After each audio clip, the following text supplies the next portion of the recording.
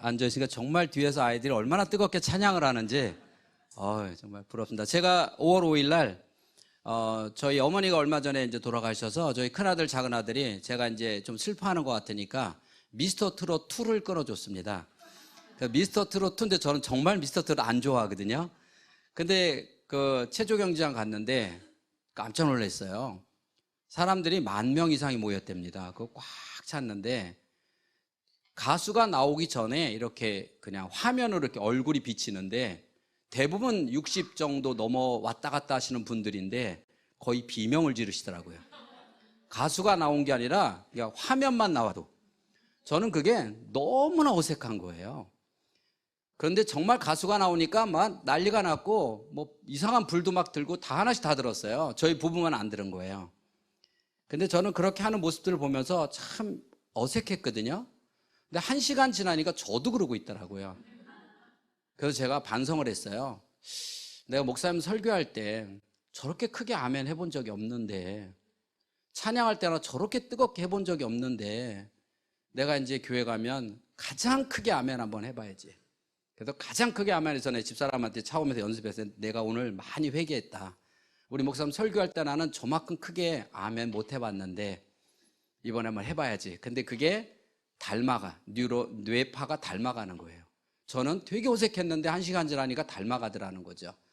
여러분, 모든 교인이 오늘 이 중에 다 주인공은 아닐 줄 믿습니다. 예수님이 다니실 때도 때로는 손 마른 사람이, 또 어떨 때는 소경이, 또 어떤 자는 안진뱅이가 그날의 주인공이었습니다. 오늘 여러분 모두가 주인공으로 하나님이 저를 여기 보내셨을 때는 반드시 여러분 중에 누군가를 위해서 보내셨습니다. 그분이 여러분이 되시기를 주의 이름으로 축복합니다. 저는 광명시에 있는 광은교회 장로입니다. 저희 교회는 이제 오산에 가면 이렇게 성막 기도원이 있어서 더 유명해졌습니다. 요번에 저희 교회에서 이제 새로 5월 달에 6분의 장로님을 또 임직했어요. 요새 코로나 때문에 제가 예배사역 팀장님한테 여쭤봤어요. 요즘 저희 교회에 나오는 출석교인이 얼마나 돼요? 그랬더니 한 2,800명 정도? 원래는 한 4,000명, 3,500, 4,000, 2,800 나온다고 그래요. 그런데 제가 이제 저희 교회에서 이번에 임직, 이제 5월 달에 임직을 했는데 그 중에 6명이 이제 장로로 피택을 받았어요. 그 장로님들이 식사를 한번 사주면서 저한테, 장로님, 우리가 어떻게 해야 장로를 잘 할 수 있을까요? 이렇게 물어봐서 제가 딱 이렇게 말했습니다. 내가 당회 때 어떤 말을 하면 우리 목사님이 감동받을까? 내가 행동할 때, 다니면서 행동할 때, 나 목사님 이런 행동했어요 라고 했으면 우리 목사님이 감동받을까만 생각하면 된다. 유일하게 그거다. 제가 그 얘기를 딱 그 얘기만 하고 더 이상 얘기 안 해줬어요. 왜 그랬냐? 저는 30살 때 제가 20대 총각집사로서 저희 교회 섬기면서 정말 열심히, 저희 때만 해도 금요일만 되면 산기도를 많이 갔어요. 그 산기도를 열심히 다녔는데, 근데 제가 정말 중요한 건 뭐냐면 어떻게 신앙생활을 해낼지, 이게 그냥 뭐 찬양하고 뭐 이게 정말 제가 잘하고 있는 건가? 이게 궁금했던 거예요. 근데 제가 대예배 날 저희 지하에 이렇게 방석 깔고 앉아서 예배를 드리는데, 새벽 기도를 드리는데 부목사님이 설교하시는데 항상 목사님이 이쪽 끝에 앉으시고 제가 항상 그 옆에 앉았어요. 근데 제가 그 옆에 앉기가 얼마나 불편하냐면, 저는 기도 다 끝났는데 할 기도가 없는데 목사님이 안 일어나시니까 저도 못 일어나고 계속 앉아있어서 눈치만 봤는데, 한 번은 제가 이 생각을 해봤어요. 우리 목사님은 어떤 기도 하실까? 이게 저한테 궁금했대요. 30대 저한테. 그래서 목사님 옆으로 살금살금 붙어서 목사님이 어떤 기도하는지를 한번 들어봤어요. 그래서 목사님이 중얼중얼 기도하시는데 장로님 이름도 나오고 권사님 이름도 나오고 이렇게 이름을 부르면서 이렇게 축복 기도하시는 거예요.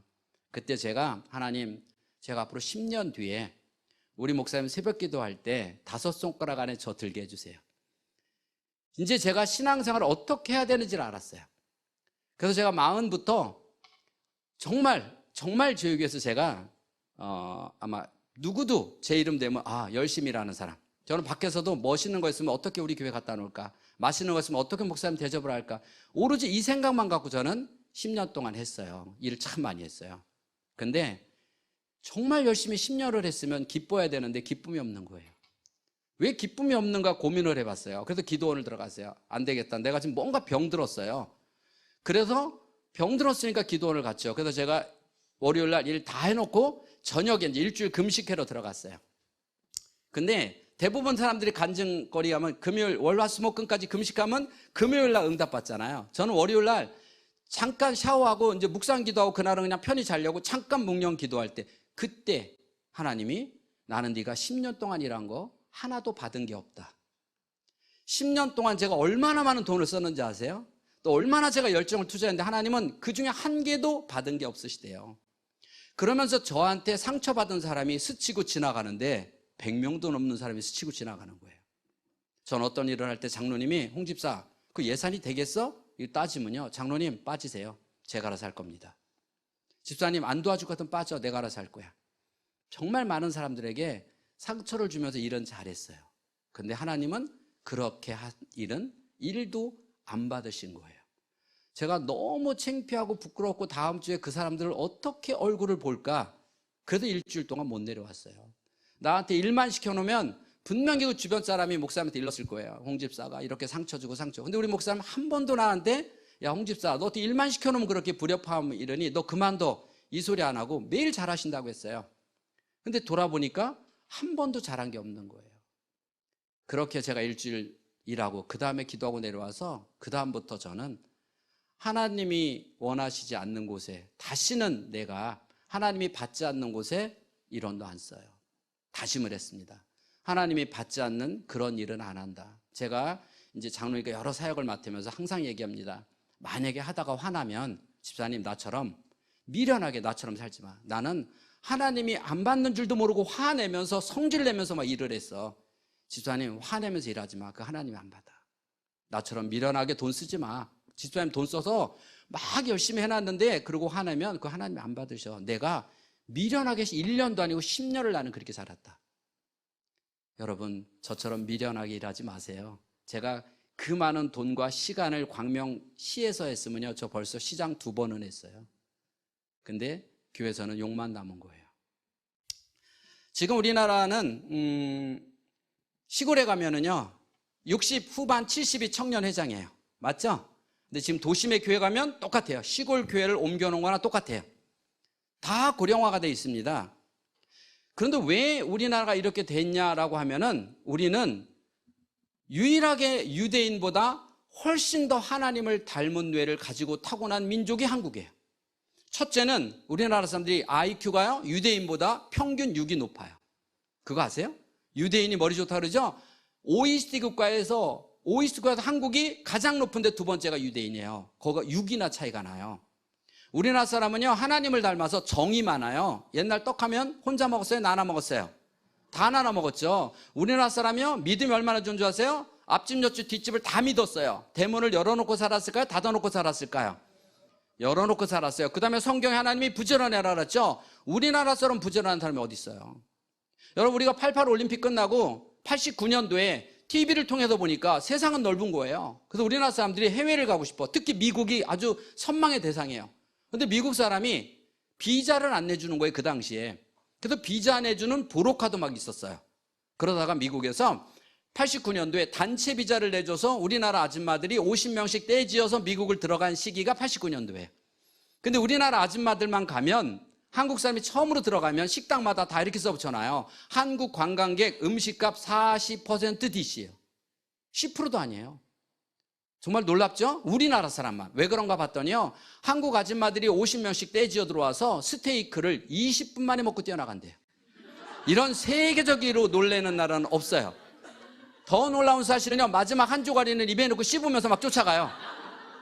어떻게 안 빼주냐고요. 2시간도 아니고 20분인데. 요새도 우리나라 사람 해외여행 가잖아요. 버스에서 내리면 뜁니다.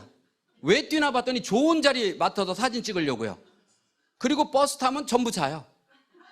그리고 사진을 한 500장 찍어 옵니다. 그리고 한국에 와서 사진 보면서 그러잖아요. 야, 우리 여기 갔었냐? 이러고 물어봐요. 이게 우리 저력이에요. 이렇게 정이 많고 이런 나라가 이거를 다 잃어버렸어요. 여러분 내 아이 믿으시나요? 내 아이. 옆집 말고 내 아이 믿으시나요? 왜 이렇게 삭막해요 이 교회? 내 아이 믿으냐고. 내 아이 믿죠? 그래서 결혼하면 재산 전부 등기해 줄 거죠? 돈만 빼고 다 믿어요? 저도 못 줘요. 왜 못 줘요? 주는 순간 나 양로한 보내버릴 것 같아. 자, 그런데 저희 아버님은 연세가 80이 넘어서 90이 이제 때 89세에 돌아가시고 4년 됐으니까 94세신데 저희 아버님이 언제 결혼했나 물어봤더니 20에 했대요. 저희 아들이 큰아들이 38이에요. 아직도 보면 철이 없어요. 근데 20살 우리 아버지가 결혼할 때 할아버지는 얼마나 철이 없었을까요? 그런데도 저희 할아버지는 모든 재산을 다 줬대요. 동생이 6이나 있었어요. 동생 중에서 형을 못 믿고 형 빨리 데리고 공증서 이러고 서류 들어댄 동생이 있었을까요? 없었을까요? 없었어요. 부모가 자식을 100% 믿었어요. 동생은 형을 아버지처럼 믿고 따랐어요. 자, 이렇게 살았던 세대 저희 아버님은 배움은 없으셨어요. 그러나 이 세대는 이렇게 믿고 살았어요. 그런데 저희 아버님이 어떤 생각했을까요? 나는 이렇게 살았지만 자식 새끼만큼은 사람답게 살게 해야지. 그래서 당신들은요, 먹을 거 입을 거 아껴가면서 정말 허리띠 조여가면서 자식을 한양으로 올려보내서 공부시킨 세대가 60, 70세대예요. 70대 초반, 60대 후반부터 그렇게 시켰어요. 뭐 만들려고요? 사람다운 사람이요. 그럼 그게 뭔데요? 사람다운 사람이 과연 뭘까요? 부모님께 효도하는 사람, 형제지간에 우애 있게 지내는 사람, 떡 한 쪽이라도 나눠 먹을 수 있는 사람.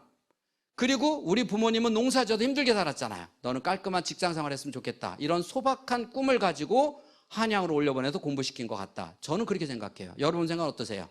맞죠? 제가 아들이 둘이 있다고 가정해 볼게요. 큰아들은 사람다운 사람 만들려고 한양으로 올려보냈어요. 근데 너무 형편이 어려워서 동생은 농사져도 형 뒷바라지 했어요. 형이 대학 나오고 좋은 데 취직했어요. 자, 어느 날 보니까 누가 부모 모시고 효도하면서 살까요? 형일까요? 둘째일까요? 강의도 안 듣고 어떻게 하세요? 누가 공부 많이 했어요? 사람다운 사람 만들려고 한양으로 보냈더니 가만히 서 있는 동생만도 못한 사람이 돼 있더라는 거예요. 다시 말하면 공부는 많이 시키면 많이 시킬수록 싸가지 없는 놈이 된다.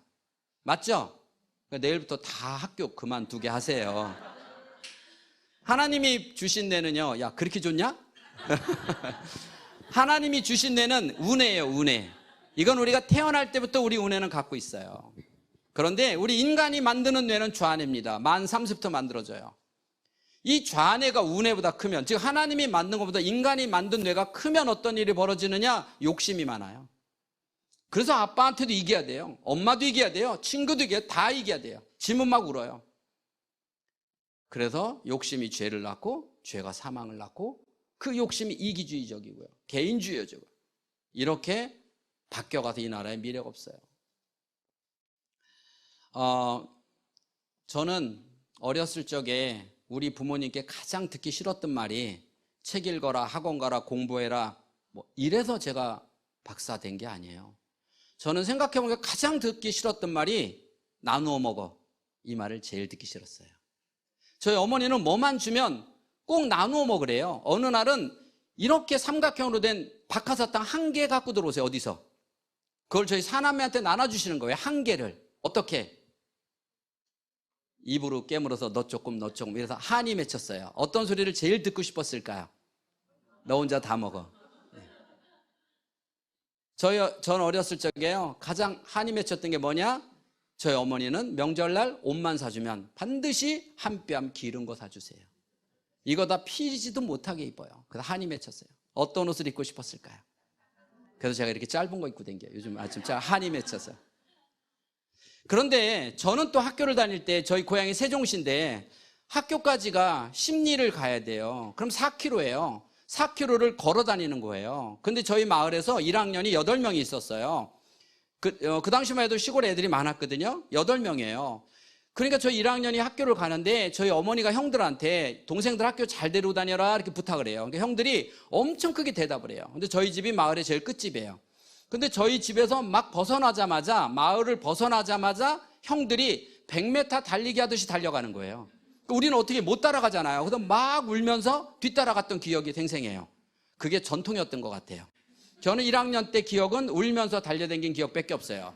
왜냐? 2학년 1학기까지 다니고 서울로 왔으니까 그 기억은 울면서 달린 것밖에 없어요. 근데 우리 친구 중에 한 녀석은 안 달려가요. 걔네 아버지가 자전거로 데려다 줘요. 걔네 아버지가 자전거로 데려다 와요. 학교 끝나면. 옛날 5일장이었었어요. 장날만 되면요, 걔하고 친하려고 무지하게 노력을 해요. 그래야 걔가 왕사탕 있죠. 그거 먹다가 너 한번 빨아먹고 너 한번 그 대열에 끼야 돼요. 그러다 내가 걔 책가방 들어주는 날은요, 걔가 껌 씹다가 줘요. 그 얼마나 땡 잡았어요. 저는 그 껌 씹다가 벽에다 붙여놨다 그 다음날 얘 줘요. 걔는 그 다음날 거기다가 또 크레파스 넣어서 씹어요. 그래도 우리는 안 죽었어요. 요즘 애들 다 죽어요. 전 어릴 때 1학년 2학기까지 거기 살다 왔으니까 제 마음에는 그 1학년인데도 가슴에 한이 맺혔어요. 나는 왜 저런 집에 못 태어났을까? 왜 우리 어머니 맨날 나눠 먹었는데 이 집은 할머니도 너 먼저 먹어, 아버지도 온 식구가 너 먼저 먹어 하는 그 집에 나 왜 못 태어났을까? 저 집은 명절로만 되면 딱 맞는 옷을 입는데 왜 나는 바바리처럼 긴 옷을 맨날 입어야 되나? 이게 한이 맺혔어요. 그리고 이제 서울로 왔는데 그 세종시가 저희 고향이에요. 그러니까 저는 명절날마다 이제 고향이니까 내려가야죠. 한 번은 중학교 때 내려갔더니 그 아이가 사이클 처음 중학교 때 나왔어요. 기아 사이클 자전거. 그거 안 사준다고 우리 키만한 된장 간장 항아리를 망치로 부셔버렸대요. 그 온 동네 그게 화제가 됐어요. 그리고 또 1년인가 2년 있다 갔더니 걔가 무슨 카메라를 샀는데 앞에 망원렌즈가 상상을 못하는 그 비싼 망원렌즈 안 사준다고 과수원집 아들이 나무를 22그루를 베어버렸답니다. 우리 마을에서 가장 망나니가 돼 있어요. 근데 걔를요, 개처럼 묶어놓고 키운 것도 아니에요. 늑대처럼 가둬놓고 키운 것도 아니에요. 온 식구가 떠받들어서 키웠어요. 그랬더니 집안 말아먹는 망나니가 되더라는 거예요. 요즘에 내가 젊은 엄마들 10명 딱 모아놓고 깊이 상담해보면요, 10명 중에 9명은 6대 독자처럼 키워요. 즉 집안 말아먹을 녀석들을 키우고 있는 거예요. 빨리 버려야 돼요. 빨리 갖다 버리세요. 안 버리면요, 얘가 커가지고요, 어머니 저하고 미국 여행 한번 가시죠. 절대 따라가지 마세요. 그게 한국 마지막이에요. 그런 위기에 지금 우리는 위기에 처해 있다는 거예요. 그런 위기예요 지금. 그러면 왜 이런 우리는 위기가 됐느냐? 둘만 낳아 잘 키우자요. 제가 결혼해서 자녀를 낳으려고 그랬더니 하나만 낳아 잘 키우래. 둘도 많대요. 그럼 하나만 낳아서 어떻게 키워야 되는데요? 그건 안 가르쳐 준 거예요. 그냥 그래서 한 맺힌 대로 너 먼저 먹어.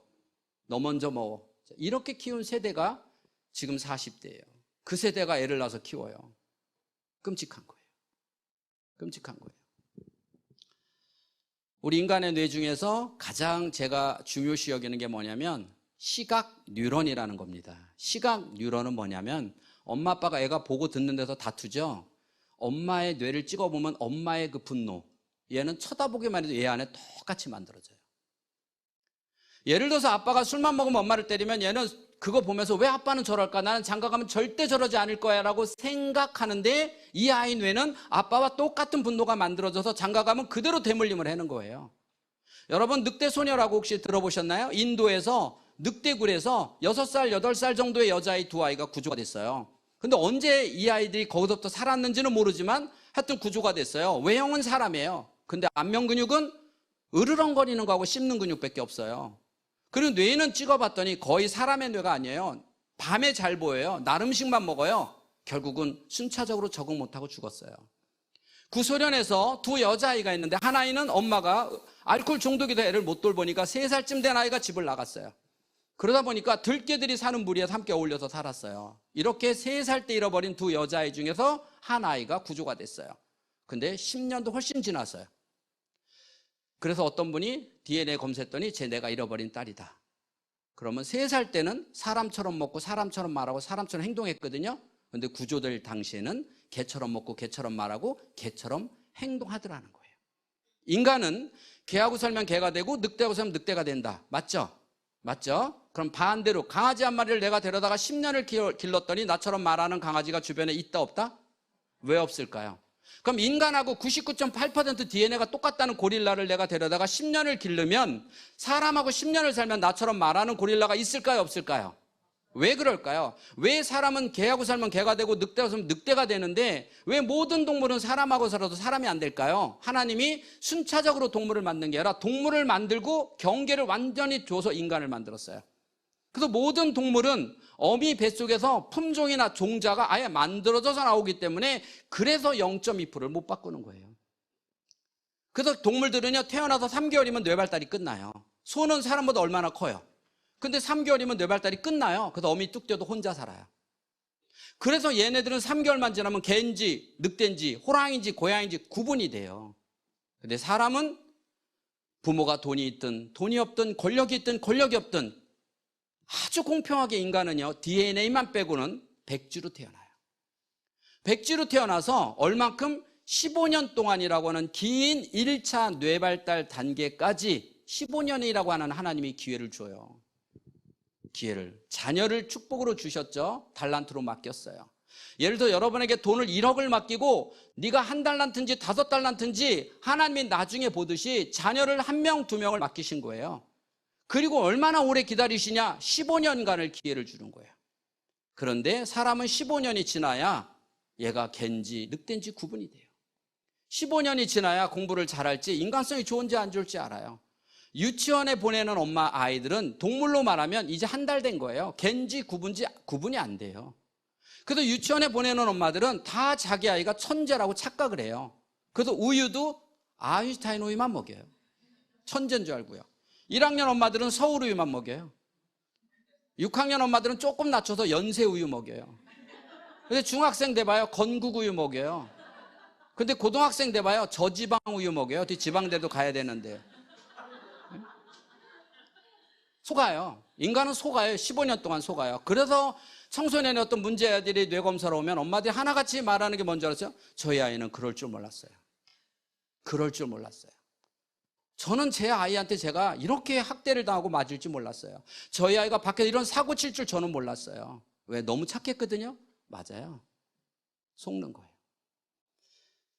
제가 유치원 엄마들 강의할 때 이런 얘기합니다. 시각유연이 얼마나 좋냐. 우리 아이를 잘 키우고 싶으면 우선 지금 우리 가정이 비디오로 찍어보면 어떤 가정인가 봐라. 이게 시각유연이에요. 부부가요, 매일 다투고 나서 아이 보고 너는 시집가서 엄마처럼 살지 마. 꿈 깨세요. 더도 말고 들도 말고 딱 나처럼 살아요. 왜? 얘가 그 싸우는 모습을 어디서 봐요? 엄마 아빠 싸우는 모습 그대로 저장해서 장가가고 시집가면 그대로 싸우겠죠. 그러니까 아이가 보는 데서는 절대 다투는 모습을 찍히지 마세요. 다투지 말라는 게 아니에요. 다투는 모습을 찍히지 마세요. 앞으로 싸울 일이 있으면 여보 우리 밖에 나갈까? 손잡고 웃으면서 나가세요. 그 밖에 가서 반절 죽이는 거예요. 들어올 때 손잡고 웃으면서 들어오세요. 여러분 아이들이 독서를 잘하는 아이를 하고 싶다. 그러면 여러분이 집에서요 그냥 3개월만 책 읽고 계세요. 책 펼 들고 계세요. 왜 우리나라 아이들이 핸드폰에 많이 빠지냐? 100일 때부터 돌부터 어머니가 유모차 끌고 다닐 때부터 손에 핸드폰 들고 다니잖아요. 얘는 눈 뜨면서부터 엄마 손에 들리는 핸드폰이 저게 얼마나 중요한지를 이미 뇌가 각인을 하니까 울다가 어릴 때부터 울다가도 핸드폰만 주면 얘가 뭔지도 모르고 뚝 끝인 거야. 왜? 그냥 중요한 거니까.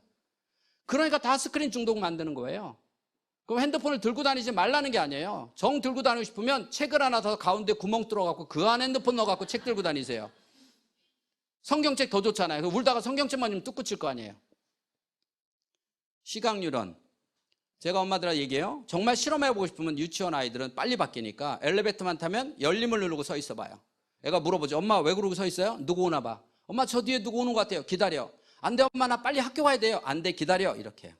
그 다음날 또요. 또 누르고 있어요. 엄마 왜 그러고 계세요? 누구 오나 봐. 저 뒤에 누구 와요. 기다려. 안 돼 엄마 나 화장실 가고 싶어. 안 돼 기다려. 이렇게 해요. 얼마큼? 3개월이요. 3개월 지났더니 어떤 엄마가 뭐라 그래요? 우리 아이가 문이 열리니까 뛰어들어가서 열림을 누르고 엄마 누구 오나 보세요라고 하는데 더 놀라운 사실은 그거 누르고 서 있는 폼도 똑같이 나처럼 짝다리 듣고 서 있더라는 거예요. 소름 끼치도록. 이게 자녀 교육이에요. 그런데요 이번에는 나 혼자 탔어요. 애 없이. 나 혼자 탔더니 누가 막 뛰어오는 소리가 들려. 그럼 어떻게 될까요? 빨리 닫힘을 누른다. 그것도 한 번만 누른다? 10번 누른다? 이게 내 인간성이에요. 나는 10번을 눌러요. 근데 애만 있으면 어떻게? 열림. 자, 애는 열림으로 클까요? 닫힘으로 클까요? 이게 지혜로운 거예요. 그러나 여러분이 그냥 너는 이 땅에 태어나서 더도 말고 들도 말고 엄마하고 똑같은 인생 살아. 그러면 편하죠. 그냥 마음대로 행동하세요. 나보다는 좀 나은 인생을 살아라. 그러면 최소한 열림. 아무리 남편이 꼴도 보기 싫어도 애가 보고 있으면 위대한 사람 대하는 척이라도 해야죠. 그래야 아이가 아빠는 대단한 사람인가 보다로 각인이 돼서 사춘기 때 아빠의 권위에 눌려서 잘 넘어갈 수가 있죠. 그러면 여러분은 첫째, 우리 집 환경은 어떤가? 제가 그 똥방송 지금 6년째 하고 있는데요. 명절 전에 그랬어요.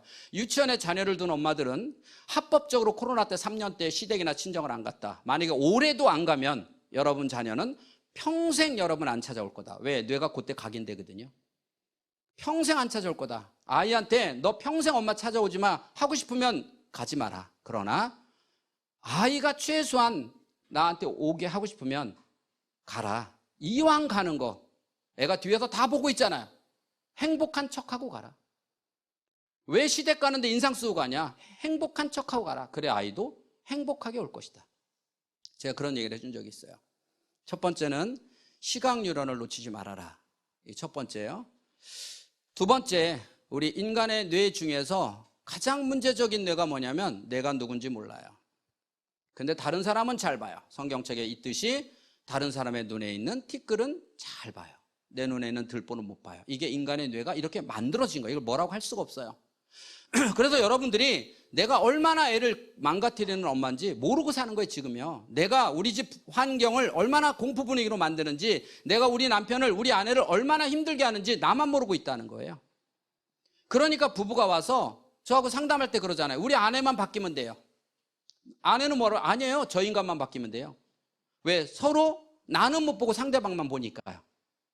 그러면 여러분들이 가끔 이런 날 있죠. 부부가 살다 보면 너 오늘 오기만 해봐라. 내가 가만두나. 이를 부두둑 부두둑 갈고 있는 날 있었어요? 없었어요?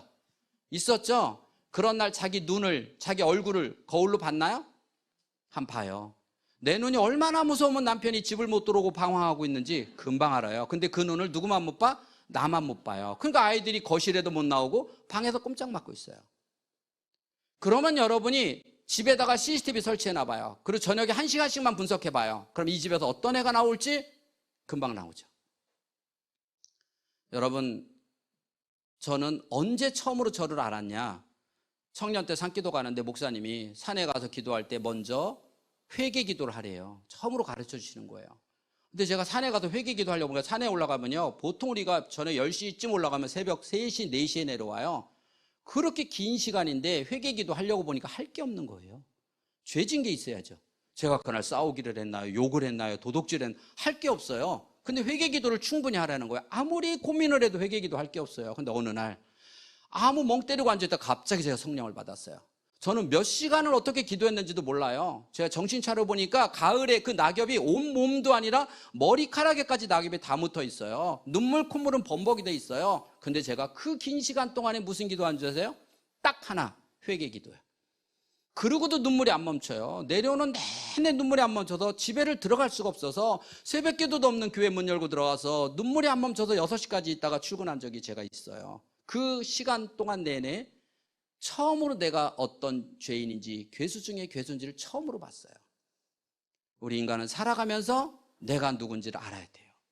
여러분, 성령이 아니래도 내가 누군지 알아보는 방법은요, 간단해요. 내가 화나고 기쁘고 슬플 때 가장 가까이에서 나를 카메라로 늘 찍고 있는 남편만큼 나를 잘 아는 사람이 이 세상에 없어요. 여러분, 내일 남편한테 한번 심각하게 물어보세요. 여보, 내가 어떤 여자야? 솔직하게 한번 말해줘봐.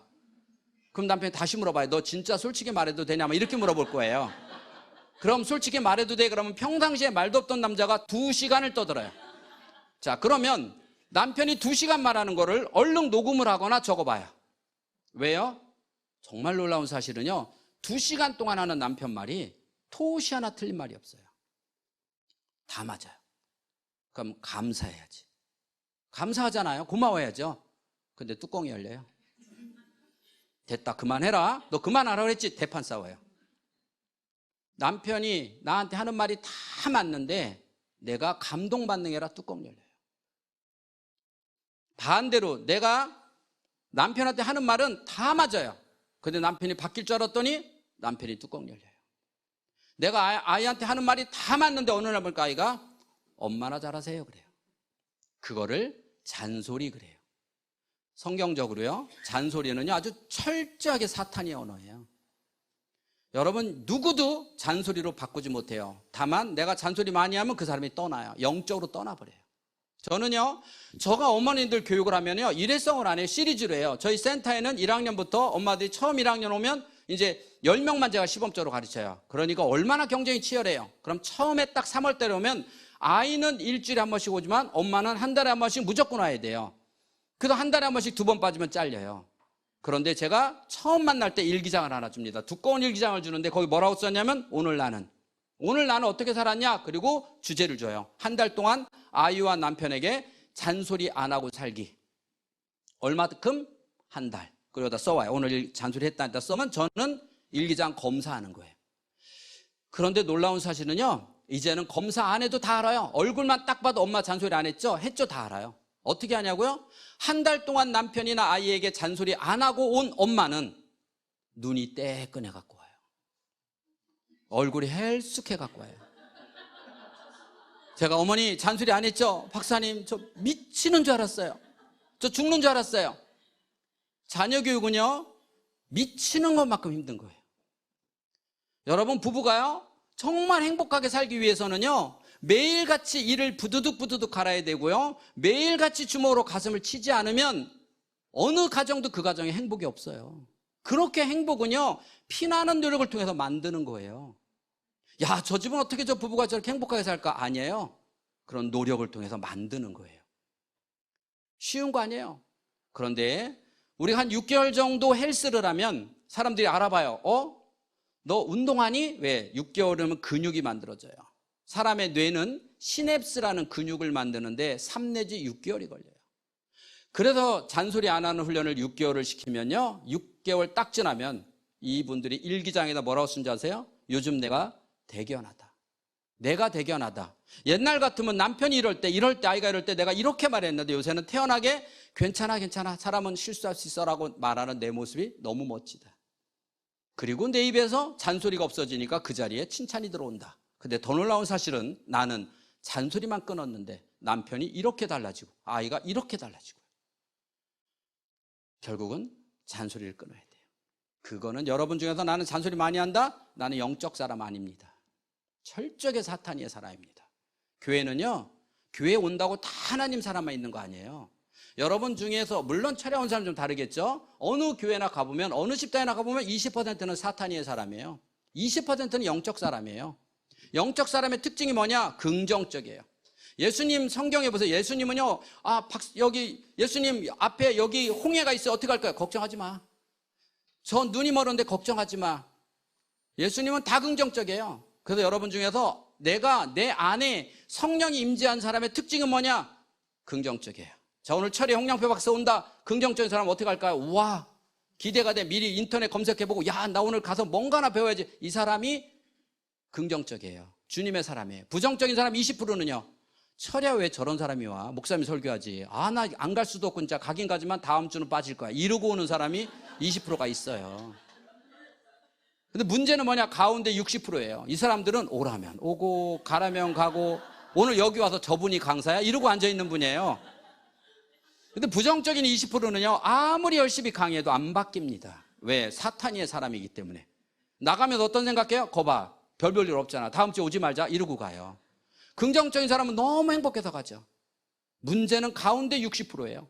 이 사람 집에 갈 때 누구하고 가느냐에 따라서 달라져. 이 사람이요, 부정적인 사람 차 얻어 타고 봐. 맞아. 나도 다음 시간에 안 와. 그리고 이 등신이 다음 주에 저만 안 와. 긍정적인 사람 다 얻어 타고 봐. 가면서 2차 부흥회하면서 할렐루야. 여러분 아무 차나 타면 안 돼. 셀 리더 하나 잘못 만나면 큰일 나요. 초토화되는 거예요. 순식간에. 이게 뉴럴 컬러링이라고 그래요. 여러분 목사님이 설교하는 걸 계속 듣고 귀담아 듣고 아멘 하면 어떤 일이 벌어지느냐, 저도 모르게 1시간 전에 맞듯이 목사님이 설교를 끝나고 집에 가셨어요. 그리고 화요일쯤 돼도 목사님의 뇌파를 찍었어요. 그리고 아멘하고 귀담아 들은 여러분의 뇌파를 찍었더니 맞더라는 거예요. 컬러링이. 맞아요. 그러면 어떤 일이 벌어지냐? 이게 사상교육이에요. 하나님 중심, 목회자 중심, 성도 교회 중심의 컬러링이 맞는 거를 사상교육 그래요. 그래서 여러분 이단이 올 때 여기다 신천지 출입금지 왜 써붙이냐고요. 근데 왜 신천지에다가는 예수교인 출입금지 안 써놓잖아요. 왜 써붙여놔요? 걔네들은요, 해병대처럼 교육을 시켜요. 그게 일당백이에요. 걔들 5명만 500명짜리 교회 무너뜨려요. 걔네들이 신이 우리보다 커요? 아니잖아요. 우리 신이 참 하나님이잖아요. 근데 왜 걔네들이 다 무너뜨려요? 걔네들은 그 약점을 교육으로 보완을 하는 거예요. 그래서 아무리 사람이 아니라고 해도 내하고 이단이라고 해도 이 컬러링이 맞으면 그다음부터는 못 바꿔요. 우리가 교회 안에서 하나님 교육을 여러분 이렇게 받아서 우리가 중심을 잡지 못하면 저렇게 어렸을 적에 열심히 믿던 애들이 청년 되면 다 세상으로 떠나버려요. 그게 안 맞아서 그래요. 또 하나는 운해를 놓치면 안 돼요. 자, 운해는 하나님이 주신 뇌예요. 철저히 이걸 놓치면 안 돼요. 그래서 우리는 삶 속에서 운해를 가지고 살아야 돼요. 좌뇌보다 더 많이 써야 돼요. 그 운해는 뭐냐? 기능과 성격. 기능과 성격. 기능은 뭐예요? 소근육, 대근육. 오리고 찍고 붙이고 만들고 붙이고 하는 거와 춤추고 노래하고. 자, 그러면 교회는 운해예요, 좌뇌예요? 오리고 찍고 붙이고 춤추고 찬양하고 노래하고 운해잖아요. 거기에 성격 이렇게 합치면 이게 운해예요. 그러면 성격을 한마디로 말하면 뭔지 아세요? 성격이 이게 눈치 그러는 거예요. 이게 하나님이 주신 성격이에요. 이게 눈치예요. 이렇게 합치면. 그럼 눈치가 얼마나 중요하냐? 자, 5명이 직장 입사 동기예요. 점심 먹고 나서 5명 입사 동기가 모여요. 그래서 200원짜리 자판기에서 커피 빼먹으면서 5명이 그날 오전에 있었던 일 이야기를 나눠요. 근데 우리 5명 동기 중에 한 명은 항상 점심시간 되면 혼자 뛰어나가서 5,000원짜리 스타벅스 한 개 사갖고 와서 혼자 먹고서 있어. 걔 미워 안 미워? 근데 걔는 뭐라 그래요? 야, 니네 왜 나만 미워해? 이렇게 물어봐요. 눈치가 없으면 사람들을 봐도 왜 나를 미워하는지 몰라요.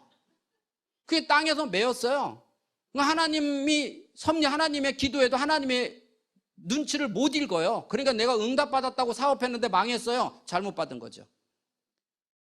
이게 눈치 없는 거예요. 그러면 5명 직장 다니다 부득이 1명 잘려야 돼. 누구 잘릴 것 같아요? 당연히 스타벅스 잘리죠. 그럼 얘는 왜 잘린지 알아 몰라? 그러니까 남 탓하는 거야. 누구 때문에 잘렸다. 계속 죽을 때까지 남 탓하고 사는 거예요. 얼마나 불쌍합니까?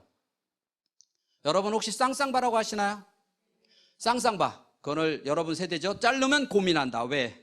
혼자 먹을 때 안 사잖아요. 이거 둘이 먹을 때 사는데 꼭 자르면 얘가 날개가 정확히 삐뚤어. 그래서 고민을 해요. 근데 이런 애도 봤어요. 저도 땀을 꼬질꼬질 흘리는 녀석이 뚝 자르더니 일초의 망설임도 없이 야, 네가 큰 거 먹어 딱 줘요.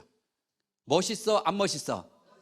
다른 엄마가 보면 다 멋있어. 걔네 엄마가 보면 이런 등신 같은 녀석아 네가 큰 거 먹어야지. 여러분 그렇게 키우고 있잖아요 지금. 근데 받아먹는 사람 입장에서 생각해보자는 거예요. 받아먹는 애 입장에서 자기도 땀을 꼬질꼬질 흘리면서 야 네가 큰 거 먹어주면 이 받아먹는 애가 감동해야 안 해요? 다음에 반장 선거하면 찍어 안 찍어? 이게 크리스찬 리더예요. 이게 크리스찬 리더예요. 근데 이런 애도 있어요. 뚝 잘라서 고민하다가 한 입 벼 먹고 주는 애 있어 없어? 얘가 리더가 될까요 안 될까요? 얘가 치사해서 먹긴 먹어. 받아먹지만 반장 선거 안 찍어요. 얘가 교회 가자면 갈까요? 아니에요. 그러면 최소한 하나님 사람이 돼서 바깥에서 네가 큰 거 먹어 할 수 있는 정도가 되려면 집안에서 아빠 먼저 드세요, 엄마 먼저 드세요. 이것도 못하는 애가 어떻게 바깥에서 네가 큰 거 먹어 할 수 있는 리더가 될 수 있겠냐는 거예요. 처음에는 철저하게 아이들에게요, 네 거와 내 거를 구분해요. 옷 입는 거 네가 해, 밥 먹는 거 네가 해. 그리고 엄마가 도와줄 때는 이게 엄마가 도와주는 거잖아요. 내 일을. 어머니 감사합니다. 그래야 친구가 나를 도와주면 고마워 감사해 할 줄 알죠. 그리고 밥 먹을 때 자 너 상 놔. 왜? 엄마 일이 아니야. 이건 너 일이야. 엄마 밥할 동안 너 상 놔.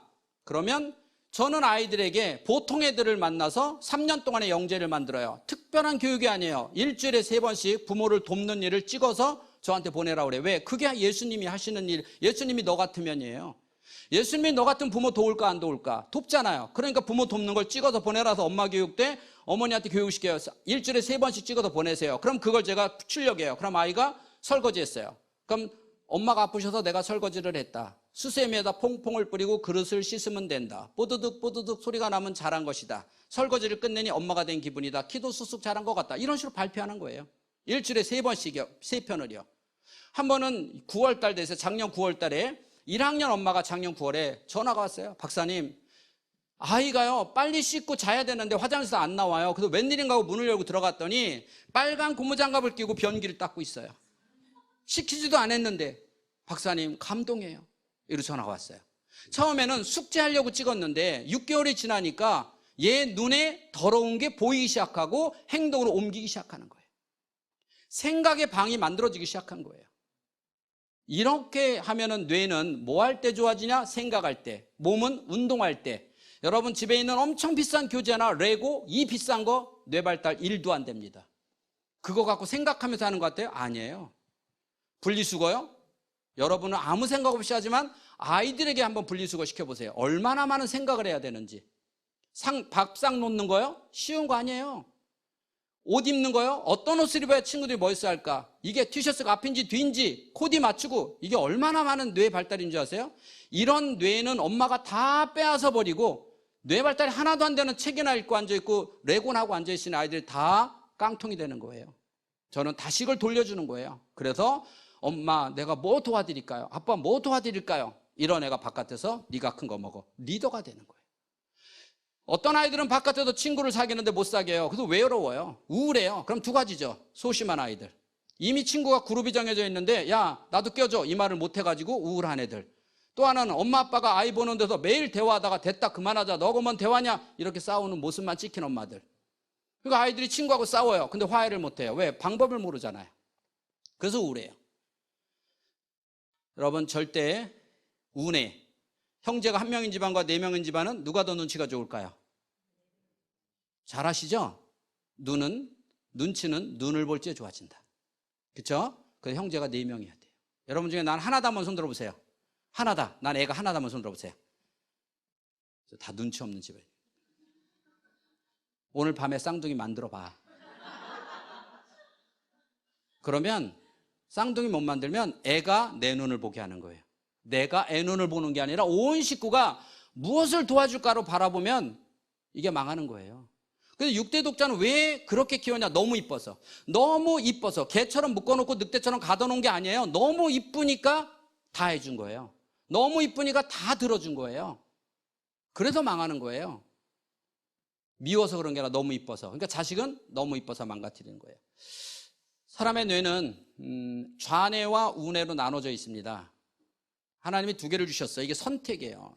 영적 사람이냐 육적 사람. 근데 이 두 가지가 맞으면 아이가 늘 손에서 책을 안 놔요. 그러니까 이 중에 공부 잘하는 애가 나오죠. 무슨 말? 책이 재미있다. 즉 공부가 재미있어요.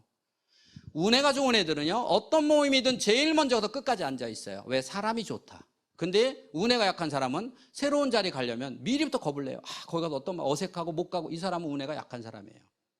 그럼 여러분 나는 좌뇌다. 그럼 어떤 사람이에요? 2,000원을 빌렸어. 안 갚았어. 잠이 안 와. 이건 좌뇌죠. 우뇌는 2만 원 빌리고도 잊어버려. 이건 우뇌예요. 애가 학교 갔다 오면 손부터 씻어야 돼. 신발장 정리 반드시 해야 돼. 이건 좌뇌예요.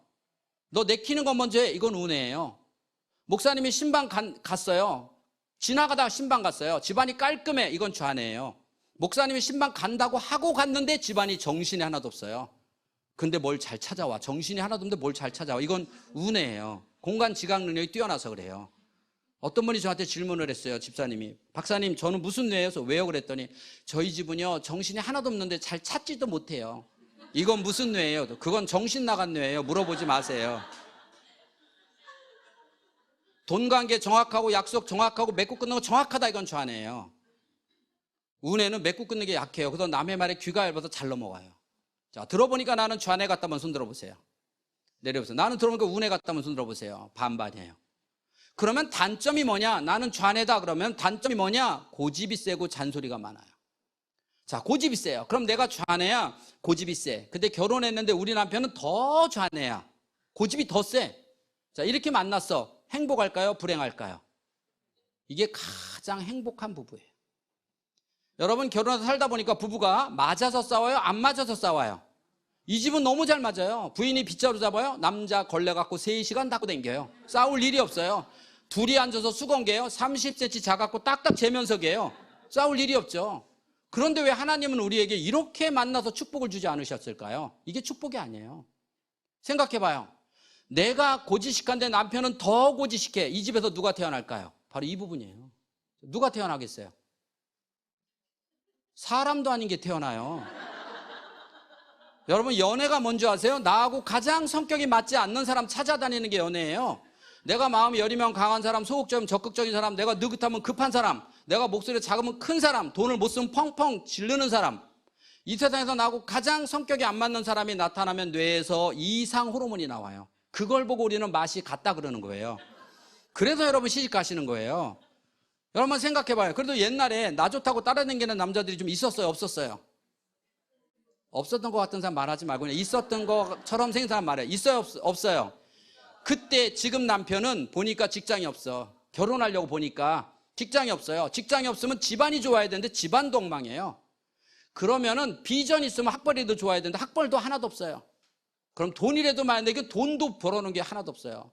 그러면 좋다. 마지막 인물이라도 보자. 인물도 없네. 자, 이 남자 장가 갈 조건이 1이라도 있어요, 없어요?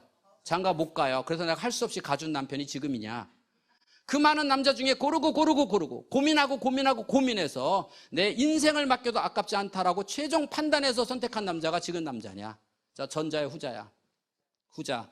그렇게 골랐잖아요. 근데 생각해봐요. 눈 감고 찍어도 그놈보다 난 놈 찍었어요. 일도 안 맞아. 이게 축복이에요. 이게 축복이에요. 우리 하나님이 인간에게 준 축복 중에서 가장 큰 축복이 뭐냐? 자녀의 복이에요. 근데 그 자녀들을 안 낳아요. 이건 축복을 스스로 거둔 거예요. 위기의 나라예요.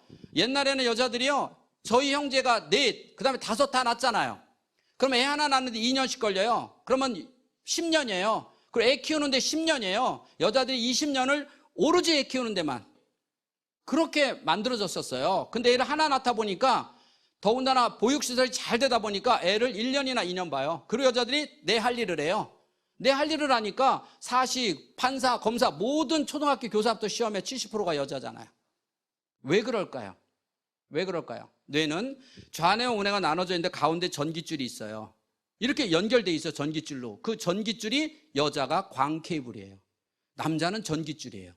그래서 남자들은 한 가지 일밖에 못해요. 직장이면 직장 일을 하는데 직장 일하면서 집안 못 챙겨요. 여자는 직장 일하면서 집안도 잘 챙겨요. 예를 들어서 부부가 앉아서 TV 보면서 밥 먹어요. TV에 사건 터져요. 남자들은 대부분 밥 먹다 말고 멈춰요. 야, 큰일 났다. 여자들은 뭐라 그래요? 먹으면서 봐. 못 먹으면서 봐요. 이거 진짜 어려운 거예요. 여자는 멀티예요. 특히 언어뇌는 여자는 양쪽에 있어요. 언어뇌. 남자는 말하는 뇌가 좌측밖에 없어요. 그래서 남자들은 하루에 12,000단어를 말하거나 들으면 기가 다 빠져요.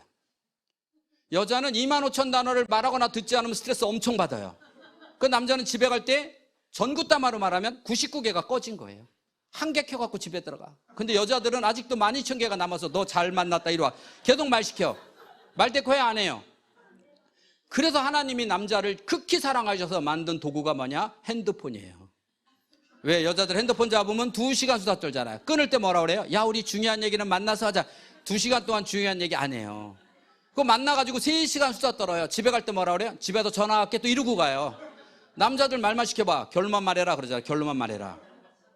정말 하나님이 보니까요, 제가 성경을 보면서 뇌과학적으로 보면서 질투나도록 여자 머리가 좋아요. 제가 생각해 봤어요. 왜 이렇게 좋을까 봤더니 하나님이 창조할 때 남자고 여자고 누구를 먼저 창조했어요? 항상 모든 제품은요, 먼저 만드는 거는 실패 위험이 커요. 우리가 하나님을 닮았어요. 그래서 실패. 그래서 다시 만드는 거를 신제품 그래요. 그 뭐가 잘못됐냐? 재질의 선택이 잘못됐어요. 사람을 바위돌로 만들었어야 되는데 흙으로 만들었어요. 흙은요, 땅땅하게 뭉쳐놓으면 되게 탄탄해 보이죠? 물에 집어넣으면 금방 풀어져요. 여자는 재질이 뭐예요? 뼈예요. 그냥 뼈도 아니에요. 우리 몸 중에 가장 질긴 무슨 뼈? 갈비뼈. 그래서 남자들은 찜질방이나 사우나 갖다 넣어봐요. 30분이면 겨 나와요. 갈비? 이거는 4시간씩 있어야 돼요. 자, 내가 하나님이라고 생각해 봤어요. 남자한테 하나님이 미안했을까요? 안 미안했을까요? 너무 미안하죠. 그래서 남자가 하나님 이렇게 말한 거예요. 야, 내가 만들다 보니까 널 신제품으로 너무 잘 만들었어. 그 대신 네가 머리가 되지 마. 머리가 되면 네 대가 끊겨. 명령 내리신 거예요. 너는 절대 머리가 되지 마라. 그건 무슨 말? 내가 머리가 되면 아빠의 권위가 없으면 아이들이 못 난다는 게 아니라 얘네들이 다 삐뚤어지는 거예요. 그걸 말하는 거예요. 영적 대가 끊어지는 거예요. 부모에게 바닥바닥 대들고 너 아빠한테 이른다? 엄마한테도 꼼짝 못하는 아빠가 뭐가 무서워요? 이렇게 하나님이 권리를 주신 거예요. 그래서 옛날에는 애를 여러 낳기 때문에 이걸 몰랐던 거예요. 여자가 얼마나 뛰어난지를. 이제 하나 낳다 똑같이 대결하다 보니까 여자가 다 앞서거든요. 그러니까 내가 머리가 되기 싶은 거예요. 그게 욕심이에요. 내가 머리가 되고 싶은 거예요. 지혜로운 여자는요, 남자가 직장 생활하고 집에 들어오면 남자는 집에 와서 인정받고 싶은 거예요. 그래서 뻥을 쳐요. 지혜로운 여자는 당신 사장 참 운도 좋아. 어떻게 당신 같은 남자를 만났어? 이게 지혜로운 여자예요. 지혜롭지 못한 여자는 이렇게 말해요. 또 시작이다. 입만 열면 이렇게 얘기하죠. 부부는 좌뇌와 우뇌가 만나는 거예요. 그래서 부부는 주례사가 살면서 맞추면서 사세요. 이렇게 얘기하죠. 1도 안 맞는 게 부부예요. 부부는 절대 맞추는 게 아니에요. 알아가는 거예요. 여러분, 예를 들어서 내가 10년 살았어요. 10년 동안 우리 남편 바꾸려고 그렇게 잔소리했던 우리 남편이 확 나처럼 바뀌었다. 홍주 씨 손 들어보세요. 없어요. 그런데 지금 70 먹으신 분한테 물어보세요. 혹시 70년 동안 잔소리했더니 바뀌던가요? 안 바뀌어요. 1도 안 바뀌어요. 근데 나는 앞으로 40년을 더 잔소리하면서 살 거예요. 왜 안 바뀌를 가지고? 불쌍하지 않아요? 차라리 내가 잔소리해서 바뀐다 그러면 바뀔 수 있는 가능성이 있다면 제가 잔소리 하세요 그러죠. 절대로 안 바뀌는 거예요. 그럼 부부는 뭔데요? 알아가는 거예요. 근데 왜 못 알아가느냐? 대화가 안 되잖아요. 소통이 안 되잖아요. 서로 바꾸려고 하다 보니까 대화하다 마음에 안 들면 됐어 그만해 너하고 무슨 대화야 이러죠. 그래서 저는 부부가 제일 먼저 소통시키는 게 뭐냐면 둘이 하루에 얼마나 대화해요? 저희 대화하다가 맨날 싸워요. 오케이, 오늘부터 오늘은 아내가 홀수는 말하는 날, 짝수는 들어주는 날. 그러면 30분 동안 말할 때는 경청 눈을 바라보면서 그냥 들어주는 거예요. 근데 저 30분 도저히 못해요. 그럼 많아요. 알았어요. 그러면 10분. 자, 10분 말해요. 그 다음날 아내가 10분 말해요. 나는 들어만 주는 거야 계속. 어느 날 30분을 듣게 됐어요. 아내 말을 듣다가 남편 말을 듣다가 눈물이 흘러요. 야, 우리 남편 직장에서 저렇게 힘들게 사는구나. 우리 자식 나 먹여 살리려고 저렇게 직장에서 힘들게 사는 걸 내가 몰랐구나. 우리 남편은 그까지 애 키우는 거 그랬는데 집에서 차라리 돈 벌고 말지 애 키우는 거 이거 장난 아니네. 야, 그동안 내가 아내의 힘을 너무 몰랐네. 여보 내가 뭐 도와줄까? 이거예요. 그래서 부부는 뭘로 산다? 안쓰러움으로 사는 거예요. 여러분 지금 살면서 저는요 남편 보면 가슴이 아직도 벌렁거려요. 이거 환자다? 제정신 아니야. 안쓰러움으로 사는 거예요. 그 안쓰러움을 알려면 소통이 돼야죠. 근데 바꾸려고 하면 이미 소통은 단절해. 그래서 대화가 단절이 되는 거예요. 내가 장담하는데 이 교회도요 10명 그냥 아무 부부나 젊은 부부 10부부 꼴로면요 한 7부부는요 30분 대화 못해요. 됐다 그만하자 너하고 뭔 대화냐 이래요. 위기의 가정이에요. 하루에 30분도 대화 못하는 그 위기의 가정에서 어떻게 위대한 아이가 탄생한다고 착각을 해요. 절대 착각하면 안 돼요. 운해적인 사람은 즉흥적이에요. 타고나기를 즉흥적이에요. 창의적이고 즉흥적이고 얼렁뚱땅해요. 그게 그 사람 장점이에요. 그래서 내가 갖지 못한 걸 남편이 가졌고 남편이 갖지 못한 걸 내가 가졌고 이 두 가지를 우리 아이가 갖도록 하는 게 자녀 교육이에요. 어떤 집은 엄마 아빠가 위대하지도 않은데 애를 너무 잘 키웠어요. 뻔하죠. 어려서부터 서로를 존중했잖아요. 애가 그거 보고 자라니까 아빠의 장점과 엄마의 장점을 고스란히 받았죠. 어떤 집은 TV에도 나오는 유명한 사람이에요. 근데 그 자녀가 엉망이에요. 뻔하죠. 안 봐도 뻔해요. 어려서부터 애가 어려서 보고 듣는 데서 서로에게 손가락질하면서 상처에 넌 이거 안 되고 이거 안 되고 이거 안 되는 모습을 아이가 보고 들으면서 그 두 사람의 단점만 고스란히 받았잖아요. 그래서 부부가 안 맞아서 이혼하려고 와요? 그게 복이에요. 왜 복을 모르냐고요. 서로 알아가다 보면 그게 복이에요. 운에는 즉흥적이에요. 주말에 TV 보다가 와 멋있다 그러면 계획성이 없어요. 짐 싸 그냥 바로 떠나요. 그러니까 좌뇌는 그게 이해가 안 돼요. 어디 가서 잘래 이 인간아 뭐 먹을래 계획성이 있다 없다. 설악산 갈 때까지 잔소리해. 운에는 아무 목적 정하지 않고 가는 즐거움이 있어요. 스릴도 있고. 좌뇌는 불안한 거예요. 불안한 거야. 왜 계획도 없이 어디서 잘 거야? 밥 없으면 어떻게 할래? 뭐 먹을래? 이러면서 잔소리하면서 설악산까지 가요. 그러니 운해가 그 잔소리 들으면서 설악산을 가요. 가다가 유턴하지. 그래서 부부는 살아보면요 해당화예요. 해당화. 해가 갈수록 당신하고 대화만 하면 화가 치밀어. 이게 부부관계예요. 근데 운해끼리 만나봐 대책이 없어요. 여보 우리 해외여행 가자. 해 학교는 제껴 막 한 달씩 해외여행 가요. 집안 말아먹죠. 그럼 자네끼리 만나봐. 아 그때 저거 살걸 맨날 껄껄 놓쳐요. 일을 못 저질러요. 그러니까 지금 아내가 지금 남편이 생각해봐요. 복덩어리예요. 그러니까 우리 아이가 나보다 더 낫잖아요. 우리 두 사람의 장점을. 근데 왜 이 안 맞는 걸 갖고 맞추려고 하다 보니까 안 맞아. 어떻게 맞추냐고요. 그러니까 여러분 다 내려놓으세요. 아 맞출 수 없는 걸 갖고 내가 그랬구나. 변할 수 있는 걸 갖고 해야 되는데 내가 참 미련했구나. 변하지 않는 걸 남편을 바꾸려고 노력하니까 결국은 변하는 게 아니라 기가 죽는 거예요. 기가 죽어서 그냥 끌려가는 거예요. 착각하지 마세요. 부부는 맞을 수가 없습니다. 사람의 뇌는요, 참 묘하게 생겨서 인간은 하나님이 가장 인간을 창조하고 어느 때 가장 즐거워하시냐면 찬양받으실 때. 맞죠? 즉 칭찬받으실 때. 근데 우리는 그 성품을 받았어요. 우리 인간은 칭찬받지 못하면 죽어요. 그래서 당신은 사랑받기 위해 태어난 사람. 그걸 못 받으면 죽어요. 딱 맞아요. 애들도 하루에 사랑받지 못하면 죽어요. 여러분 일기 한번 써봐요. 애 엄마. 오늘 내가 어제 일기 쓰고 오늘 일기 써봤더니 어제 일기 썼더니 아이하고 관계가 반성문이야. 오늘도 반성문이야. 그 집에서 미래가 있겠어요? 없어요. 어제 반성문 오늘 반성문인데 매일 잔소리만 하는데 어떻게 그 집에 아이가 위대하게 나와요? 여러분, 우리 모든 인간은 사랑받아야 돼요. 엄마들이요, 관심받아야 돼요. 그래서 여자들은요, 뭘로 관심받아야 하나님 만들었냐면 아름다움을요. 그래서 여러분 아침에 나올 때 거울에서 30분을 거울 앞에 앉아 있는 거예요. 그래서 하나님이 여자는 눈을 남자하고 다르게 줬어요. 남자는 거울을 딱 보는 순간 자기 얼굴 중에 가장 잘생긴 부분을 보도록 뇌가 돼 있어요. 그래서 거울을 딱 보자마자 자식 괜찮네 이러고 바로 나가는 거예요. 왜? 잘생긴 것만 딱 보니까요. 여자는 자기 얼굴 중에 가장 못생긴 분을 봐요. 그래서 그거 고치고 나면 그 다음 못생긴 게 또 봐, 또 고치고 또 고치고. 그래서 30분 내내 앉아 있는 거예요. 왜? 이쁘다 소리 들으려고요. 남자들 멋있다 소리 못 들으면 죽어요. 군대 얘기 나와봐 3시간씩 뻥쳐요. 가보면 다 방위 출신이에요. 왜? 남자는 멋있다 소리 못 들으면 죽어요. 여자는 이쁘다 소리 못 들으면 죽어요. 아이들 칭찬 못 듣고 자란 애들은 영원히 죽어요. 그래서 칭찬 못 받으면 미운 짓 하는 거예요. 둘째가 태어나 보세요. 그럼 둘째가 태어나면 내가 엄마한테 잘 보여야지. 그러지 않잖아요. 미운 짓 하잖아요. 이게 인간의 뇌예요. 여러분 연애할 때 잘 보이고 싶으면 미운 짓 하지 않았어요? 그 미운 짓이에요. 만약에 옆집 새댁이 놀러 왔어요. 옆집 새댁이 와서 목사님 30분에 끝내야 되나요? 아니면 10분 더 해도 되나요? 아, 감사합니다. 바쁘시면 먼저 가셔도 돼요. 딱 10분만 더 할게요. 여러분 옆집 새댁이 우리 집에 놀러 와서요. 어머 우리 남편은 망치질도 못해요. 바보같이. 지난주에 찍은 가족 사진이 그대로 있어요. 아 짜증나 이러고 집에 가잖아요. 우리 남편 못 들은 척하고 있다 망치 들고 따라가요.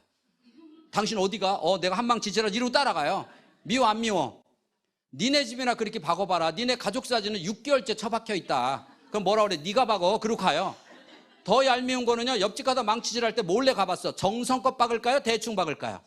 지네 집에서는 정성껏 박을까요? 대충 박을까요? 그래서 뚜껑 열렸어. 근데 이게 현상이야. 우리가 세상을 살면서요. 본질을 봐야 돼요. 늘 우리 현상만 봐요. 우리 남편만 보게 돼 있어요. 뇌가 이렇게 좁아요. 그리고 남편이 옆집 가서 정성껏 박으니까 저 인간이 화가 나죠. 근데 중요한 거는요. 남편이 옆집 가서 망치질 할 때 그 옆을 넓게 봤더니 옆집 새댁이 옆에 서서 뭐라 그래요? 옆집 새댁이 뭐라 그래요? 옆에 서서. 그렇죠. 우리 집에서 망치질하면 나는 뭐라 그래요? 내가 발로 박아도 그 정도는 받겠다. 자, 우리 남편을 움직이는 사람은 남편 스스로야, 옆에 있는 사람이야? 옆에 있는 이게 본질이에요. 여러분 때로는 집에 가보면요 설거지가 수북히 쌓인 날 있어요 없어요? 그런데 지쳐서 손 하나 까딱 하기 싫은 날, 그런 날 옆집 아저씨가 와서 설거지해줘. 칭찬해 안 해? 아저씨 어쩜 이렇게 손이 이쁘세요? 어쩜 이렇게 자상하세요? 이 남자가 힘이 날까요? 기가 빠질까요? 아주머니 닦아주세요. 엄청 열심히 해요. 근데 우리 남편이 설거지하면 뭐라 그래요? 깨끗이 한 거라, 비누물 잘 한 거라, 또 거기다 대고 협박해. 이왕 하는 거 내 손 2번 가지 않게 해라. 막 공갈 협박을 해요. 어떤 남자가 공갈 협박 받으면서 열심히 할 남자 있다 없다? 없어요. 여러분 옆집 아저씨가 청소기 돌려줘요. 칭찬해 안 해? 칭찬만 해? 음료수도 줘요. 이 남자가 막 신이 나서 땀을 뻘뻘 흘리고 청소하면요 물수건도 줘요. 근데 우리 신랑이 청소기 탁 잡으면 뭐라 그래요? 구석구석 잘 돌려라. 우리 남편 음료수 줘요? 우리 남편 땀 흘리면 물수건 줘요? 땀만 흘려봐. 거봐 힘들지? 나 그 짓 매일 한다. 이렇게 말해요. 우리 남편을 누구 대하듯 하면 된다? 그렇죠. 우리 남편을 옆집 아저씨만큼도 대하지 않으면서 어떻게 나만 사랑하길 바라냐고요. 어떻게 아이에게 칭찬보다 잔소리를 많이 하면서 우리 아이가 잘 클 거라고 착각을 하냐고요. 어떻게 애 보는 데서 남편을 함부로 무시하고 함부로 말하면서 우리 아이가 사춘기 때 중2병 때 고스란히 넘어갈 거라고 그런 착각을 하고 사시냐고요. 꿈 깨세요. 여러분 제가 숙제 하나 내고 가도록 하겠습니다. 그래도 이 정도 온 수준들 제가 안산 시민교회 검색해 봤어요. 목사님 인물이 보니까 일단 탤런트예요. 잘생기죠. 말씀으로 충만한 교회. 아멘 맞죠? 그리고 젊어져 가고 있는 교회. 저 너무 힘들지만 오늘 왔어요. 내일 아침부터 9시부터 7시까지 풀로 상담이에요. 목을 관리해야 돼요. 너무 좋은 교회라서 왔어요. 그래서 여기에 온 그 많은 교인 중에서 또 여기 올 정도면 이 교회 베스트 맞죠? 네. 그래서 여러분들은 최소한 남편이 퇴근하면 가장 먼저 뛰어나가서 남편의 목을 끌어안아 주시죠? 그 정도는 하시죠? 안 하시나요? 왜 안 할까요? 어색해서. 근데 연애 때는 결혼 초입 때는 했어요. 근데 안 하다 보니까 뇌가 안 하면 없어져요. 어색해요. 뇌를 바꾸려면 어색하고 껄끄러운 거를 넘어가야 돼요. 설거지 하는데 남편이 퇴근하는 소리가 나. 그러니까 여자가 어색하고 껄끄러우니까 야 얘들아 아빠 오셨다 나가봐. 그러니까 큰애가 보니까 엄마가 안 나가 저도 안 나가. 둘째 뭐야 네가 나가 그러잖아요. 이 집 서열이 없잖아요. 여러분 숙제 한번 낼게요. 이제 남편이 퇴근하면요 가장 먼저 뛰어나가서 남편의 목을 끌어안아 주세요. 그리고 느껴보세요. 뭘 느끼나? 어색한지 행복한지. 뭘 느낄까요? 자, 어색할 것 같다 행복할 것 같다. 뭐 같아요? 어색할 것 같죠? 이미 뇌는 알아요. 부부가 아닌 거. 뇌와 생각은 달라요. 여러분 생각을 바꿔서는 안 돼요. 뇌를 바꿔야죠. 우리는요 생각을 바뀌라 이거 아니에요. 여러분 애가 학교 갈 때 뭐라 그래? 너 학교 가면 선생님 말씀 잘 들어? 엄마 알았어. 생각을 바꿨잖아요. 근데 학교만 가면 지우개다 구멍 파요. 왜? 뇌가 지우개다 구멍 파잖아요. 뇌를 바꿔야죠. 왜 나는 애한테 잔소리 안 하려고 생각하는데 잔소리해? 뇌가 안 바뀌었잖아요. 그 뇌를 바꿔야죠. 뇌는 6개월 정도 바뀌는 거예요. 생각은 순간 바뀌어요. 그러면 남편하고 안으면 생각은 부부예요. 근데 뇌는 야 니네가 무슨 부부야. 하루에 30분도 대화 못하고 맨날 싸우는 네가 무슨 부부야. 떨어져. 부부처럼 그러지 말고 떨어져. 그래서 보내는 호르몬이 어색함이에요. 그러면 한번 실험해봐요. 옆집 앞에 서 있다가 옆집 아저씨가 퇴근하면 빨리 가서 목을 끌어안아 보세요. 행복한지 어색한지. 이거 행복하다. 문제 심각한 여자예요. 근데 내 남편을 안 하는데 어색하다. 이것도 문제 심각한 거 아니에요? 그러면 뇌를 만들어야죠. 남편이 퇴근할 때마다 계속 가서 안아줄 때마다 어색해요. 그런데 어느 날 뇌가 이 사람은 진짜 부부인가 보다. 그래서요 한 분이 찾아왔어요. 박사님 저는 저희 아내하고 다시는 이런 감정 못 느낄 줄 알았어요. 남남처럼 살던 부부가 딱 그거 하나 부인이 그래요. 박사님 저 어색해서 못해요. 아 내가 숙제라고 그래 숙제. 시리즈로 가요. 그러니까 들어가면서 여보 박사님이 당신 안아주라고 숙제 냈어. 좀 도와줘봐. 그러니까 남편이 그러더래요. 숙제를 네가 해야지 왜 나보고 해라 그래. 그러고 들어가대요. 대판 싸운 거 그런 이 인간아 그렇지 내가 그럴 줄 알았어. 근데 그 다음날 남편이 퇴근하면서 여보 숙제하자 그러고서 안아주더래요. 이게 시작이에요. 근데 이 남편은요 한의사예요. 자기는 들어오면 무조건 방에 들어서 한의 약 제조하고 부인은 애 담당. 소통이 1도 안 됐어요. 그런데 딱 안아주는 것만 했는데 그 남편이 엄마 교육의 마지막 날아서 저는 다시는 아내하고 이런 감정 못 느낄 줄 알았어요. 근데 그 부인이요 우리 남편은 집안일이라고는 1도 안 주는 사람이 찾아다니면서 도와줘요. 바뀌는 거예요. 뭘 바꾸면? 뇌를 바꾸면요. 여러분 한 번쯤 살다가 우리가 집을 리모델링 할 때가 있는지 없는지 뒤돌아보고 리모델링 하듯이 여러분 한 번쯤 살면서 오늘쯤 멈춰서 뒤돌아봐요. 우리 부부관계 이대로 괜찮은가? 우리 부부관계가 이대로 앞으로 30년 40년 살다 죽을 때 우리 이렇게 살면 후회 없을까? 하나님 앞에 가서 후회 없을까? 우리 자식과 나의 관계 이대로 문제 없을까? 있다면 바꿔야죠. 정확하게 3개월만 고생하시면 뇌는 근육이 만들어지고 습관이 들고 그 습관이 여러분의 인생을 바꾸고 자녀들의 인생을 바꾸는 겁니다. 여러분 모두가 오늘 주인공이 되셔서 여러분의 변화가 돼서 5월달을 통해서 이어지는 강의들을 통해서 여러분 가정에 큰 축복이 있기를 바라면서 강의 마치겠습니다. 수고하셨습니다.